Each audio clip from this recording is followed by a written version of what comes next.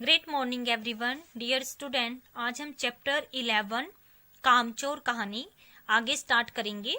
तो देखिए सभी कि कामचोर कहानी में किस प्रकार से बच्चे जो कि हिल कर पानी तक नहीं पीते थे, उन्हें जब जिम्मेदारियां सौंपी जाती हैं तो वो घर की क्या हालत बना देते हैं। आइए देखिए।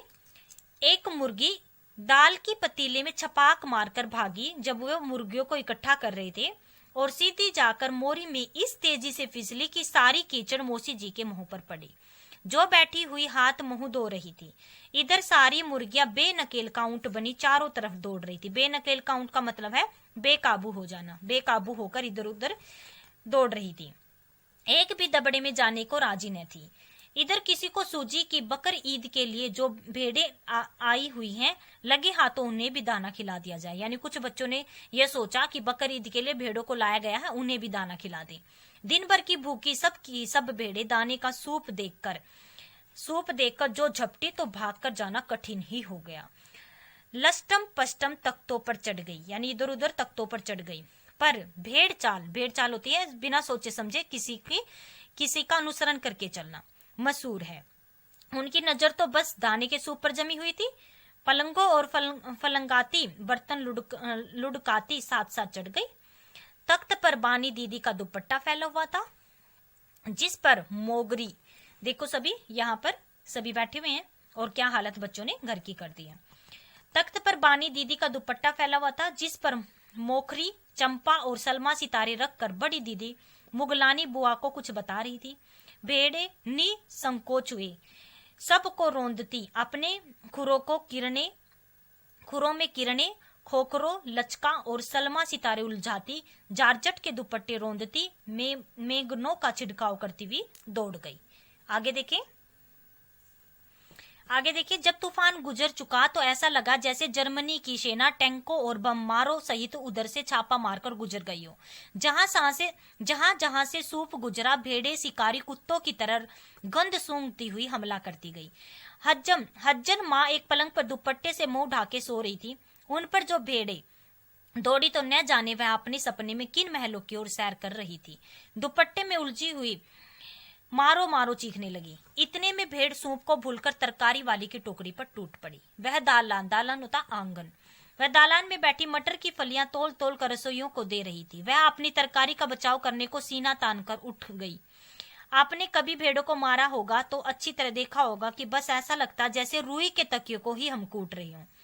भेड़ को चोट ही नहीं लगती, बिल्कुल यह समझकर कि आप उसे मजाक कर रहे हैं। वह आप ही पर चढ़ बैठेगी। वह आप पर ही चढ़ बैठेगी, यानी आपको ही दबाव में लाने की कोशिश करेगी। जरा सी देर में भेड़ों ने तरकारी छिलकों सहित पेट की कढ़ाई में झोंक दी। इधर यह प्रलय मची हुई थी, उधर दूसरे बच्चे भी लापरवाह नहीं थे। इतनी बड़ी फौज थी जिसे रात का खाना न मिलने की धमकी भी मिल चुकी थी। वे चार भैंसों का दूध दुहाने पर जुट गई। दूली बेदूली बाल्टी लेकर 8 हाथ 4 थनों पर पिल पड़े। भैंस एकदम जैसे चारों पैर जोड़कर उठी और बाल्टी को लात मारकर दूर जा खड़ी हुई। तय हुआ कि भैंस की अगाड़ी पिछाड़ी टांगे बांध दी जाएं और फिर काबू में लाकर दूध दुह लिया जाए। बस झूले की रस्सी उतारकर भैंस के पैर पर बांध दी गई। पिछले 2 पैर चाचा जी की चारपाई के पायों से बांध, अगले 2 पैरों को बांधने की कोशिश जारी की गई कि भैंस चौकन्नी हो गई, एकदम से सावधान हो गई। छुटकर जो भागी तो पहले चाचा जी समझे कि शायद कोई सपना देख रही हैं। फिर जब चारपाई पानी के डर्म से टकराई और पानी छलक कर गिरा तो समझे कि आंधी तूफान में फंसे हैं। साथ में भूचाल भी आ गया, भूकंप भी आ गया। फिर जल्दी ही उन्हें असली बात का पता चला कि वह पलंग की दोनों पट्टियां पकड़े बच्चों और भैंसों को सांड की तरह छोड़ देने वालों को बुरा भला सुनाने लगे। यानी दोनों पट्टियां पकड़े बच्चों और भैंसों को सांड की तरह छोड़ देने वालों को बुरा भला फिर वह बच्चों को सुनाने लग जाते, जब उन्हें पता चलता है कि उसी की ही चारपाई से भैंस को बांध दिया है और भैंस उसको भी लेकर उड़ गई है। यहाँ बड़ा मजा आ रहा था। भैंसें दौड़ी ही जा रही थी और पीछे पीछे चारपाई और उस पर बिल्कुल राजा इंद्र की तरह बैठे हुए चाचा जी। ओहो, एक भूल हो गई, यानी बछड़ा जो तो खोला ही नहीं, इसलिए तत्काल बछड़ा भी खोल दिया गया। तीर निशाने पर बैठा, यानी सही काम ही हो गया। कैसे? और बछड़े की ममता में व्याकुल, ममता होती है माता पिता का बच्चों से प्रेम, व्याकुल होकर बेचैन होकर भैंस ने अपने खुरों को ब्रेक लगा दिया। बछड़ा तत्काल जुट गया। दूहने वाले तुरंत गिलास कटोरे लेकर लपके, क्योंकि बाल्टी तो छपाक से गोबर में जा गिरी थी। एक बछड़ा और 4 बच्ची। भैंस फिर बागी हो गई। भैंस फिर बागी हो गई, यानी वह एकदम से उस बगावत कर गई। आगे देखें। कुछ दूध जमीन पर और कपड़ों पर 2-4 धारें गिलास कटोरों पर ही पड़ पाई। बाकी बछड़ा पी गया। यह सब कुछ 1 मिनट के 3/4 में ही हो गया। घर में तूफान उठ खड़ा हुआ। ऐसा लगता था जैसे सारे घर में मुर्गियां, भेड़े, टूटे हुए तसले, बाल्टियां, लोटे, कटोरे, बच्चे बिखरे पड़े थे। अम्मा ने सिर पीट लिया। दीदी चौखट पर बैठकर रोने लगी। बड़ी कठिनाई से शांति कायम करके भेड़, भैंसों और बच्चे बाहर किए गए। मुर्गियां बाग में हकाई गई। शोक करती हुई तरकारी होता है, शोक करती हुई तरकारी यानी हरी सब्जी। वाली के आंसू पोछे गए और अम्मा आगरा जाने के लिए सामान बांधने लगी। या तो बच्चा राज ही कायम कर लो या मुझे ही रख लो। अम्मा कहती या तो यहाँ पर बच्चा राज ही चलेगा या मुझे यहाँ रख लो, नहीं तो मैं चली अपने मायके यानी अपने माँ के घर। अम्मा ने चुनौती दे दी। मुए बच्चे हैं कि लुटेर ने। और अम्मा ने सबको कतार में यानी पंक्ति में खड़ा करके पूरी बटालियन का कोर्ट मार्शल कर दिया।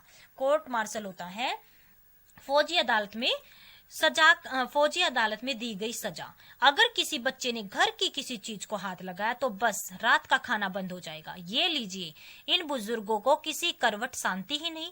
हम लोगों ने भी निश्चय कर लिया कि अब चाहे कुछ भी हो जाए हिलकर पानी भी नहीं पिएंगे। यानी हमने इतना काम किया लेकिन फिर भी इन बुजुर्गों को किसी करवट शांति ही नहीं मिलती।